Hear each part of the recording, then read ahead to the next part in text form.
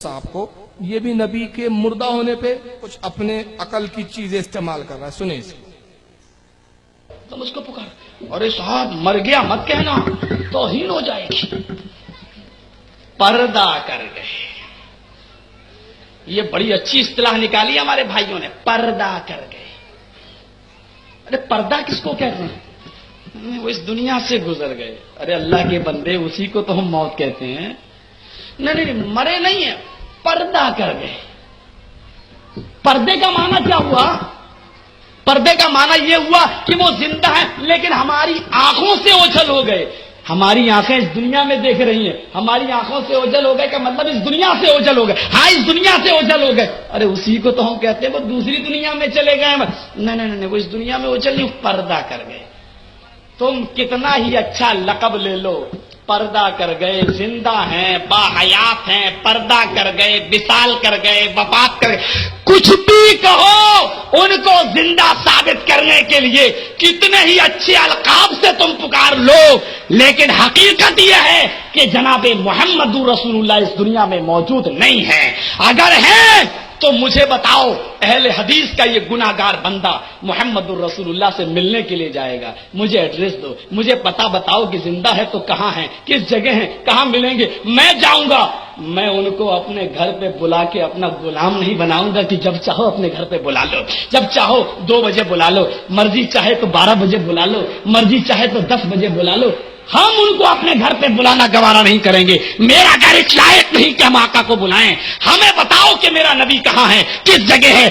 तुम जाओ या ना जाओ, कम से कम पूरे हिंदुस्तान में भीख मांग के और चंदा करके हम जरूर आका से मिलने के लिए जाएंगे। कि बड़े लोगों से मिला जाता है, बड़े लोगों को नौकर बना के अपने घर पे बुलाया नहीं जाता है। बताओ तो सही कि वो कहां है। कहां है भाई रसूलुल्लाह? बताओ, मुझे एड्रेस बताओ। इसको जाहिल को पता ही नहीं मदीने में। बताओ कहां है, मुझे नजर नहीं आ रहे, मुझे दिखाओ। पर्दा कर गए। कौन बोलते हैं? हम लोग कहते भाई रसूलुल्लाह पर्दा कर गए, सरकार का विसाल हो गया, सरकार हमारी आंखों से। अदब पसंद नहीं आया, बेअदब जमात है ना, तो बेअदब है तो कहा भाई तुम कहो पर्दा कर गए, हकीकत तो यह है कि मर गए। कहा नहीं नहीं ये मत बोलो भाई, फिर ये लोग बोलते हैं कि विशाल फर। हाँ तो मर गए ना, मर गए बोलो। नहीं नहीं भाई हमारी आंखों से उजले। हाँ तो मर गए बोलो ना, मर गए। और अगर जिंदा है तो कहां है, मुझे बताओ, मुझे एड्रेस दो, पता दो। यानी जो चीज ना दिखे इसके नजदीक है ही नहीं। अब आप जाइए जर्जिस के पास, उसको 2 थप्पड़ मारी, कंधे जोर से हिलाइए। वो पूछेंगे भाई क्यों मेरे कंधे हिला रहे? कहा भाई हदीस में आया कि हर शख्स के कांधे पे करामन कातिबीन होते हैं, मुझे दिखाओ, मुझे बताओ, मुझे नजर नहीं आ रहे। जर्जिस का गला दबाओ। अब वो चीखे मैं मर रहा हूं, मर रहा हूं। कहा भाई कहां मलकुल मौत है, हमें तो नजर नहीं आ रही। कहां है मलकुल मौत, हमें दिखाओ। अल्लाह जिंदा है या नहीं? दिखता है, वरना इसके पास कोई आया कहे कि जर्जी साहब खुदा है, ये कहेगा है। कहा मुझे दिखाओ, कहां है, मुझे बताओ, मुझे तो नहीं दिख रहा। तो ना दिखना ना होने की दलील, ना दिखना ना होने की दलील है। और फिर दलील क्या दी कि हम आका से मिलने जाएंगे, मुझे पता दो। हम बोलेंगे कि आका को अपने घर बुला के नौकर बनाए, यानी माज़अल्लाह अगर रसूल हमारे घर आ गए तो हमने नौकर बना दिया। ये कौन सी मंतिक है जाहिल? क्योंकि बड़े लोगों को बुलाया नहीं जाता, बड़ों से मिला जाता है। तो ये जब तकरीर करने जाता हूँ तो जिसके घर में कयाम करता हूँ तो कहता हूँ तू जलील है इसलिए मैंने घर में ठहरा दिया, क्योंकि बड़े को बुलाया नहीं जाता, बड़े से मिलने जाया जाता। तू बड़ा थोड़ी है जो आया, तो जलील है इसलिए आया। यही बताऊंगा ना इसके साथ। और ये वाकई जलील है, भी मैं साबित करूंगा कितना बड़ा जलील है ये। तो कहता है कि मुझे बताओ, मुझे दिखाओ कहां है।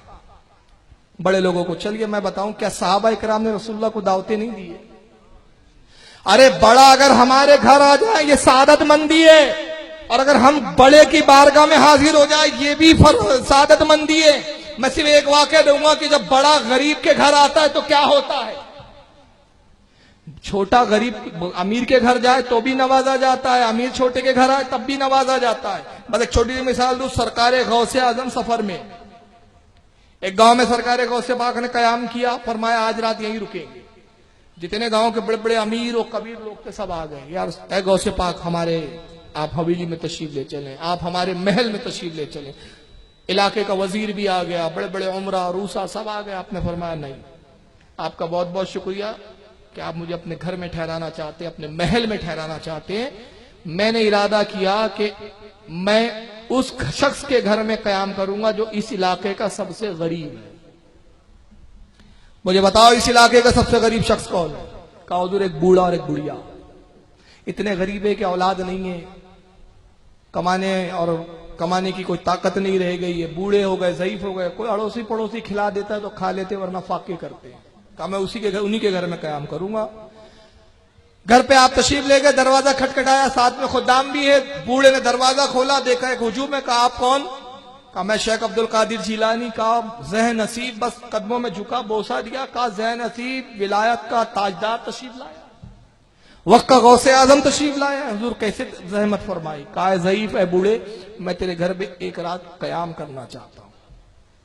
बूढ़ा रोने लगा। कहा सरकार मेरे लिए बड़ी खुशकिस्मती की बात है कि आप मेरे इस कुटिया में तशरीफ लाए, कयाम का इरादा रखते हैं, लेकिन बड़े अफसोस के साथ अर्ज करता हूं हुजूर के मैं खुद 2 दिन से फाके से हूं, लेकिन आपकी कोई खातिर तवादे नहीं कर सकता। और जब आग ने फरमाया हमें खाने की आदत नहीं, हमें सिर्फ एक रात ठहरने के लिए छत चाहिए। कहा तो तशरीफ लाए, चमड़े का बिस्तर बिछा दिया। गौसे पाक आराम फरमाने लगे। जितने अमीर और कबीर साथ में आए थे छोड़ने, देखा यार ये तो खुद भूखा है बूढ़ा, ये गौस पाक को तो खिला नहीं सकता। क्या सरकार गौस पाक रात भर भूखे रहेंगे? अपने घरों को आए, बड़े कीमती पकवान, बड़ी बड़ी नेमतें, दस्तरखान और सारे पकवानों को थालों में और तश्तों में सजाकर लेकर हाजिर होते। खानों का अंबार लग गया। गौस पाक खड़े हुए और मुस्कुरा के फरमाया कि छत के एतबार से तूने हमें छत दी, हम तेरे मेहमान है, तू मेजबान, लेकिन ये खाना मुझे दिया गया, आज शरीक हो, तू आज हमारा मेहमान।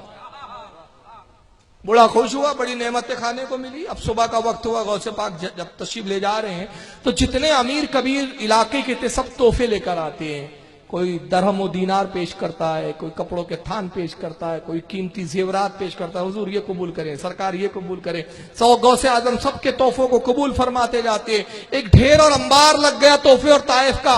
गौसे पाक उठे, बदन के दामन को झटका, फरमाया ज़ईद जा, ये सब हमने तुझे अता किया, ये सब तेरा, नवाज दिया। चले गए गौसे पाक, जहां जाना था तशरीफ ले गए। जब वापस लौटे तो फिर वही गांव था, फिर वही रात थी, फिर वही मौका था। कहा आज रात इस गांव में फिर ठहरे। फिर अमीर और कबीर लोग हाजिर हुए। मालूम हुआ हुजूर पिछली बार एक गरीब को आपने सादत बख्शी थी, इस बार तो अल्लाह के वास्ते रसूल का वास्ता आप हमारे घर कयाम करें। हुजूर हमारी हवेली, हमारे महल। आपने फरमाया अच्छा ठीक है, पिछली बार मैं सबसे गरीब जो इस बस्ती का था उसके यहां मैं रुका था, अब इस बार मैंने इरादा किया कि इस बस्ती का जो सबसे बड़ा अमीर होगा उसके घर ठहरूंगा। बताओ इस बस्ती का सबसे बड़ा अमीर कौन है? कहा हुजूर वही बूढ़ा और बुढ़िया। इतना नवाजा है आपने कि सबसे बड़ा अमीर तो वही हो गया। ये है कि अगर बड़े छोटों के घर आ जाए तो शहींशाह बना। ये कौन सी जालाना मंतिक लाया? अच्छा इसको बड़ी हकीकत कहने का शौक है। कहा हकीकत तो ये मर गए, पर्दा कहो बोलो तो भी हकीकत ये कि मर गए, आंखों से उजल कहो तो भी मर गए। तो मैं भी एक हकीकत आज बता देता हूं। इंसान की हकीकत कुरान ने बयान की, इसने तो अपने अक्ल के घोड़े दौड़ाए, मैं कुरान से बताता। कुरान कहता है ए इंसान तू घमंड करता है, तेरी हैसियत क्या है? तू एक गंदे पानी का नुत्फा है।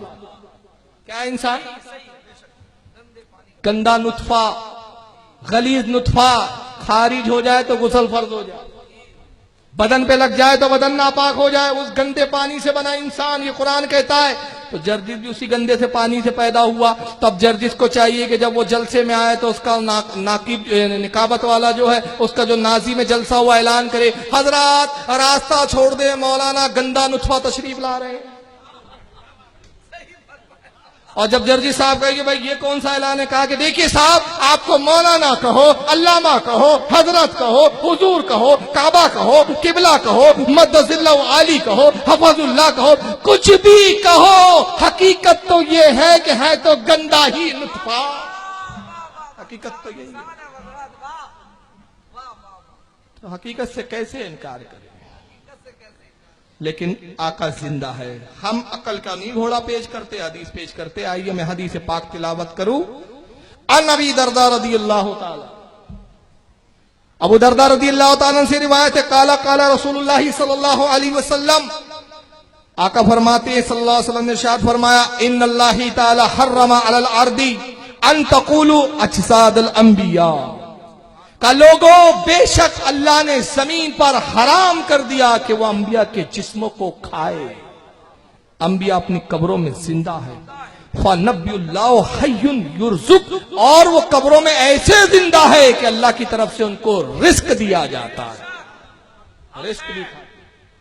और एक दूसरे मकाम पे आका फरमाते, इसको मिशकात ने लिखा है जिल्द नंबर 1 सफ़ा 121, और इसको इमाम इब्ने माजा ने भी सुनन इब्ने माजा में नकल किया, जिल्द 1 है उनकी सफ़ा 199, और मिरकात शरह मिशकात में मुल्ला अली कारी ने इसको जिल्द 3 सफ़ा 242 पे लिखा। मुल्ला अली कारी फरमाते इसकी सनद बड़ी जय्यद है और ये सहीहुल इस्नाद हदीस है। और इसी हदीस को किताब शिफा में इमाम काजी अयाज ने जिल्द नंबर 2 सफ़ा 80 पे लिखा। दूसरे मकाम पे सरकार फरमाते कि लोगों, जो मुझ पर तुम दुरूद शरीफ भेजते हो वो फरिश्ते मुझे पहुंचा देते, और जो मेरे मौजा शरीफ में मेरी कब्र की जालियों के करीब खड़े होकर पढ़ा जाता है तो मैं सलाम और दुरूद पढ़ने वाले को देखता भी हूं, पहचानता भी हूं और उसका जवाब भी देता हूं। इमाम काजी अयाज किताब शिफा में फरमाते हैं कि जब रसूल का कोई उम्मती दुरूद भेजता है तो फरिश्ते कैसे दुरूद पहुंचाते हैं? ऐसा नहीं कहते कि या रसूलल्लाह फुला उम्मती ने आपका दुरूद भेजा है, फारूक रज़वी ने दुरूद भेजा है। किताब शिफा की जिल्द 2 में इमाम काजी अयाज ने हदीस लिखी कि आका फरमाते फरिश्ते यूं कहते, या रसूलल्लाह आपके फुला इब्ने फुला उम्मती ने फुला मुल्क के फुला शहर की फुला बस्ती के फुला मकान से आपको दुरूद भेजा। इतनी तफसील, यानी इस मुल्क का रहने वाला, इस शहर का। और आका कहते हैं कि जब वो इस तफसील से बताते, कसम वहदहु ला शरीक की, मेरे उम्मती को मैं देख लेता हूं और मैं अपने हर उम्मती को ऐसे पहचानता हूं जैसे बाप अपने बेटे को पहचानता। तो बहरहाल हमारा अकीदा अल्हम्दुलिल्लाह सुम्मा अल्हम्दुलिल्लाह ये है कि हमारे आका जिंदा है, लेकिन आपको अभी शायर इस्लाम को भी सुनना है, इसलिए मैं अपने बातें और भी थी लेकिन वक्त इजाजत नहीं दे रहा। जलसा थोड़ा लेट से शुरू हुआ।